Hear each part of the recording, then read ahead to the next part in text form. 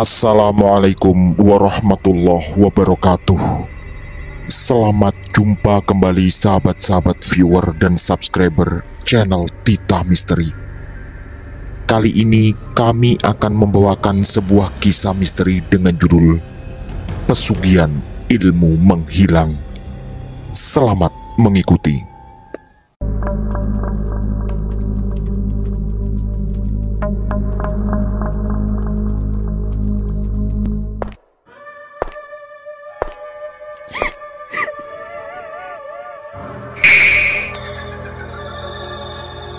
Jangan pernah mengikuti kisah ini sendirian.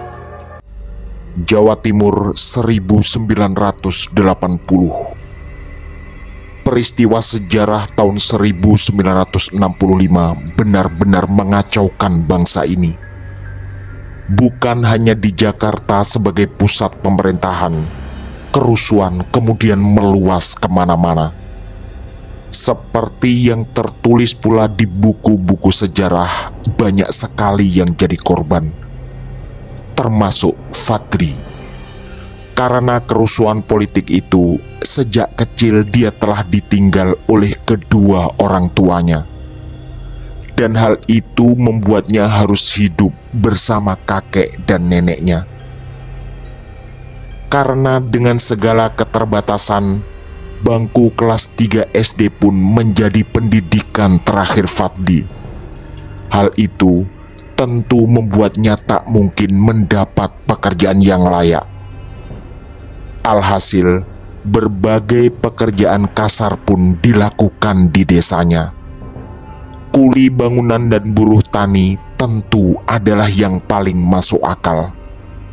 Bagi Fadli, apapun bisa dikerjakan, yang penting untuk membeli kehidupan sehari-hari dan membantu kakek neneknya. Sebenarnya, Fadli adalah pemuda yang jujur. Tapi ada satu kejadian di desanya yang membuat dia harus meninggalkan tempat kelahirannya itu. Entah bagaimana ceritanya, dia dituduh mencuri hewan ternak milik tetangganya. Dan tuduhan itu dipercaya banyak orang. Sebenarnya ada dugaan kuat bahwa tuduhan itu sengaja dilemparkan oleh orang-orang yang tak suka pada keluarganya. Selain itu, ada peristiwa mengejutkan yang begitu mencekam ketika itu.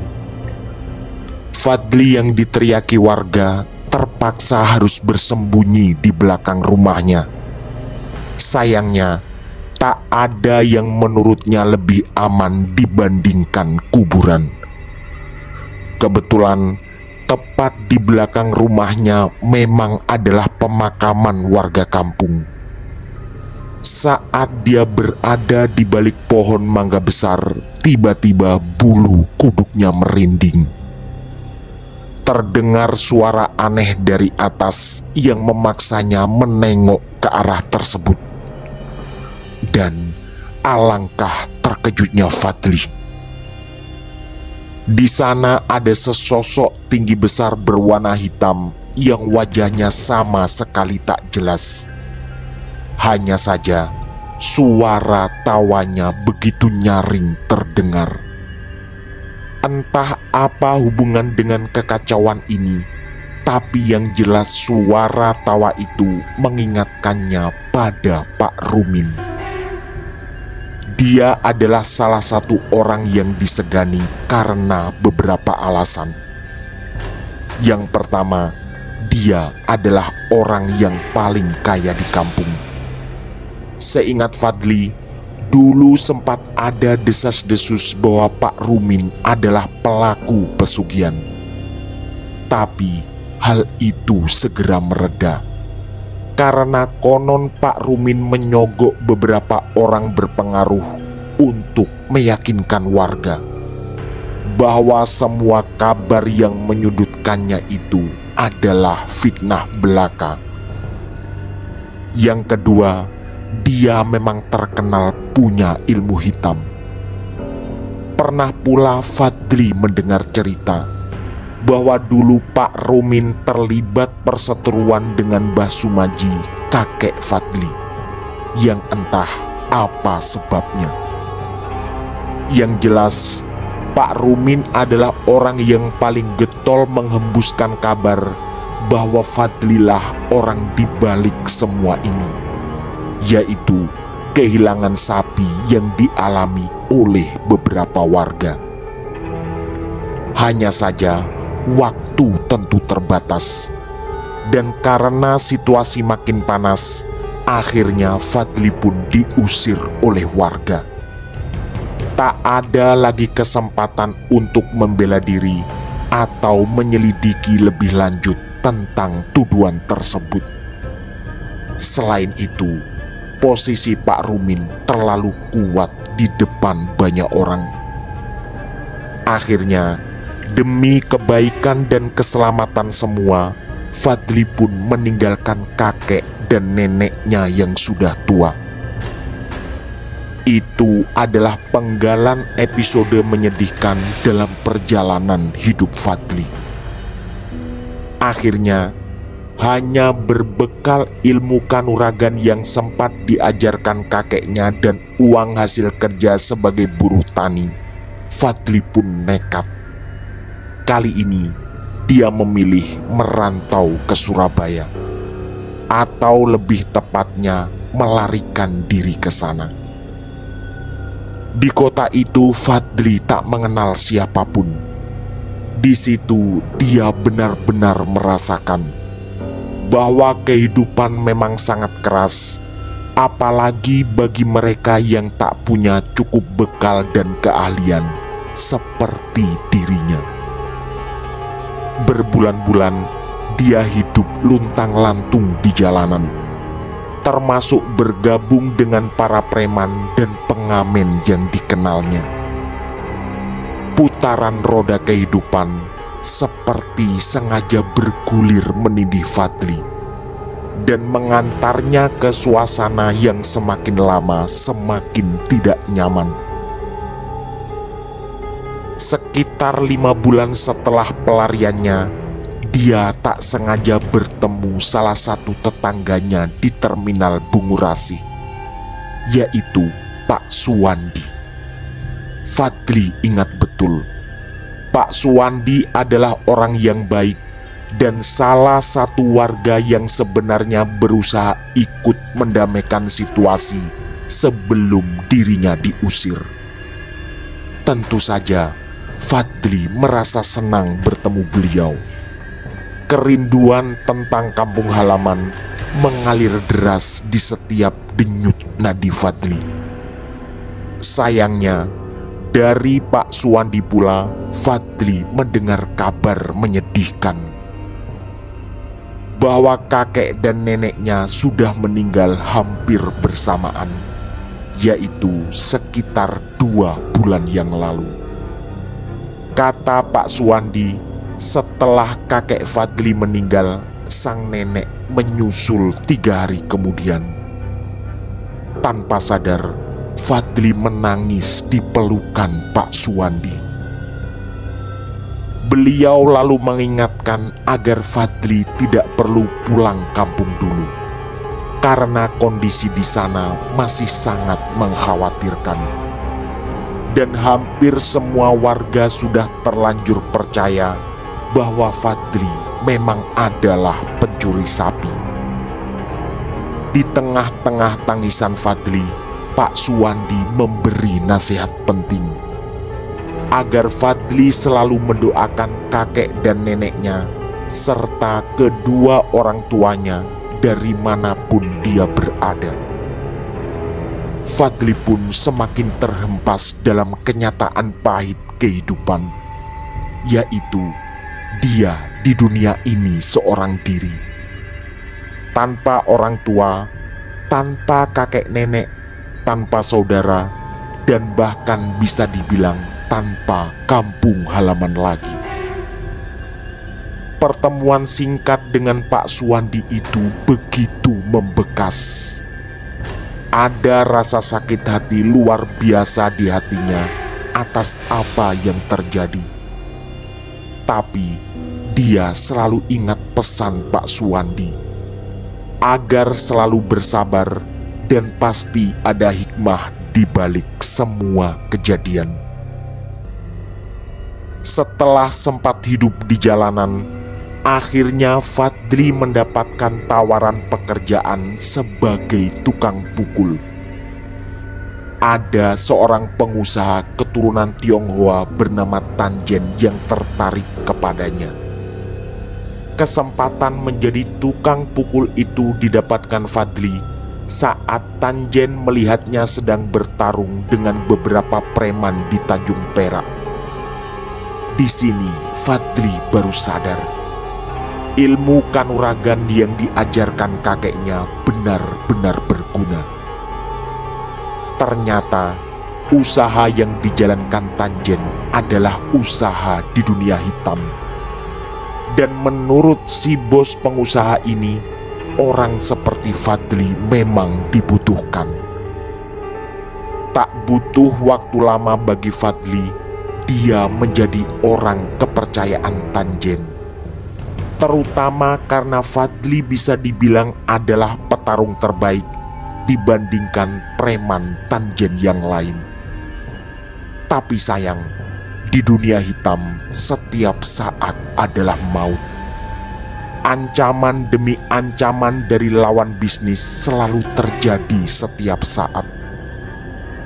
Entah berapa kali Fadli harus berhadapan dengan situasi genting. Dikeroyok oleh beberapa orang sekaligus adalah sesuatu yang biasa baginya.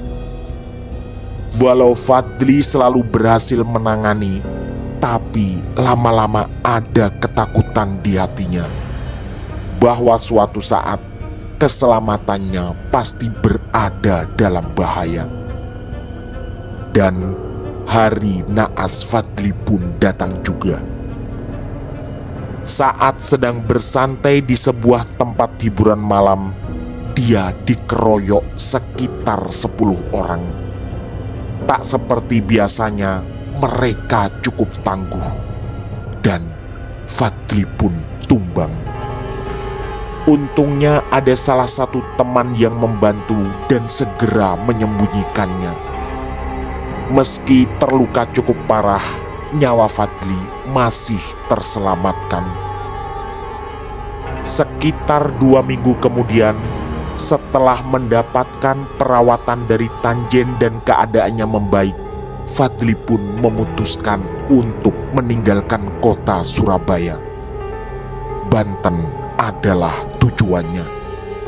Karena menurut kabar yang dia terima, Banten adalah tempat yang tepat untuk memperdalam ilmu kanuragan.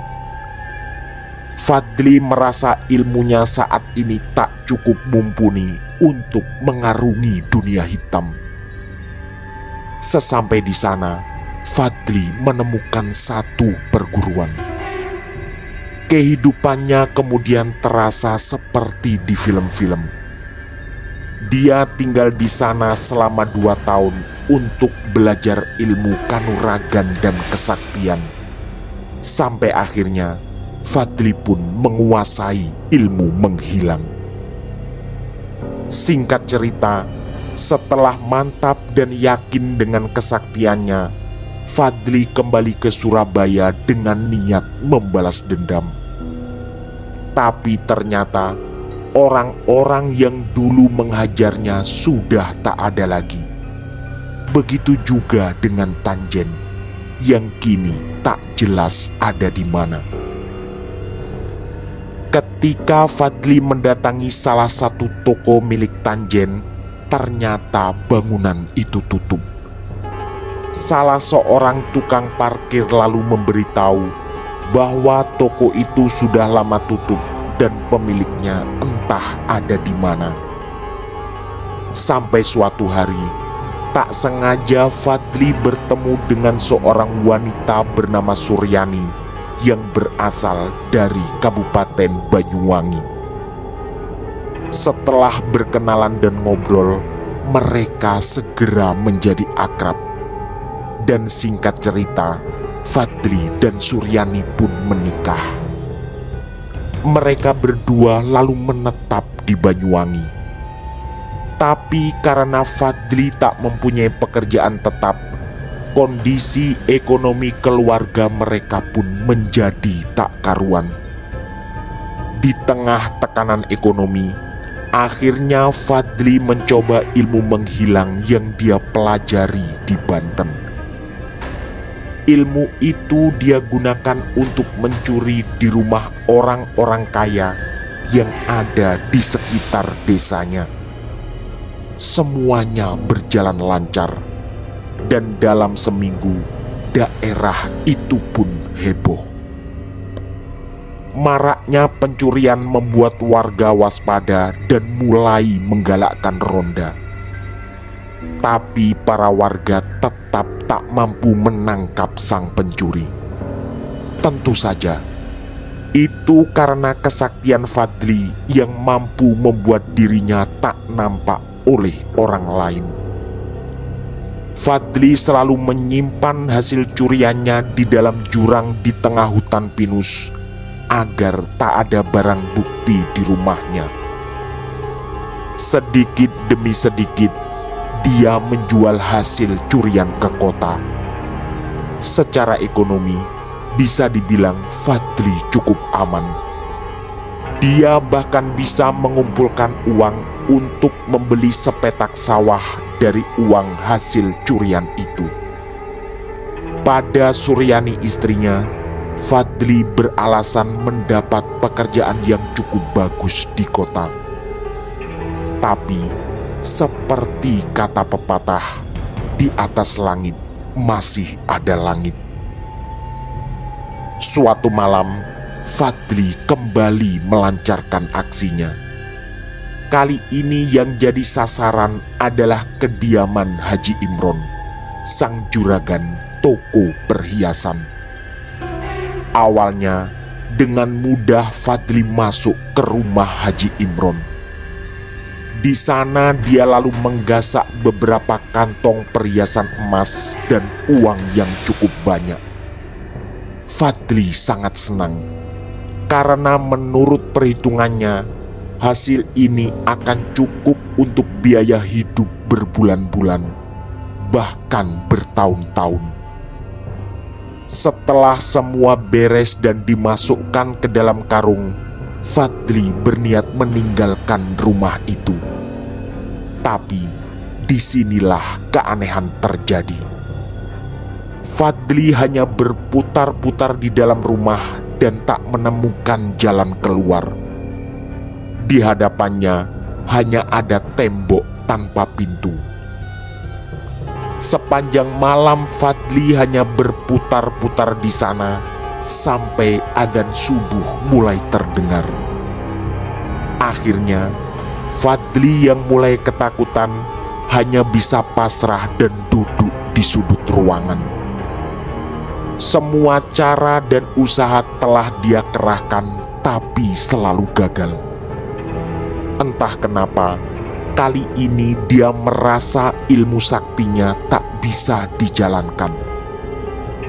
Dan saat sang tuan rumah akan menunaikan sholat subuh, di sanalah Fadli tertangkap. Haji Imron kemudian mengikat Fadli dan memasukkannya ke dalam sebuah kamar. Fadli berkali-kali meminta maaf, tapi tak dihiraukan sama sekali. Cukup lama Fadli disekap di kamar kosong itu sampai Haji Imron mendatanginya. Beliau lalu melepaskan ikatan di tangan Fadli, dan seketika itu pula Fadli berusaha kabur. Tapi kembali kejadian aneh terjadi. Fadli tak melihat ada pintu di rumah itu. Haji Imron hanya tersenyum melihat Fadli kebingungan. Akhirnya, dengan keberanian yang tersisa, Fadli menantang Haji Imron untuk berduel. Dengan syarat, jika Fadli menang, maka dia harus dilepaskan. Dan jika kalah, dia pasrah akan diapakan saja termasuk jika Haji Imron mau menghabisinya.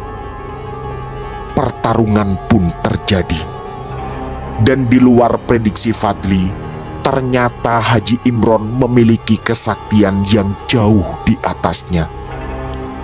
Tak butuh waktu lama, Haji Imron mengalahkan Fadli dengan mudah. Tapi anehnya, dengan sengaja kemudian Fadli dilepaskan begitu saja tanpa penjelasan atau kalimat apapun. Fadli pun segera berlari ke persembunyiannya di tengah hutan pinus. Setelah sehari semalam di sana dan merasa situasi mungkin sudah aman, barulah Fadli pulang ke rumahnya. Hari demi hari, Fadli merasa ketakutan. Tentu saja kekhawatiran terbesar adalah jika Haji Imron membocorkan kelakuannya pada banyak orang.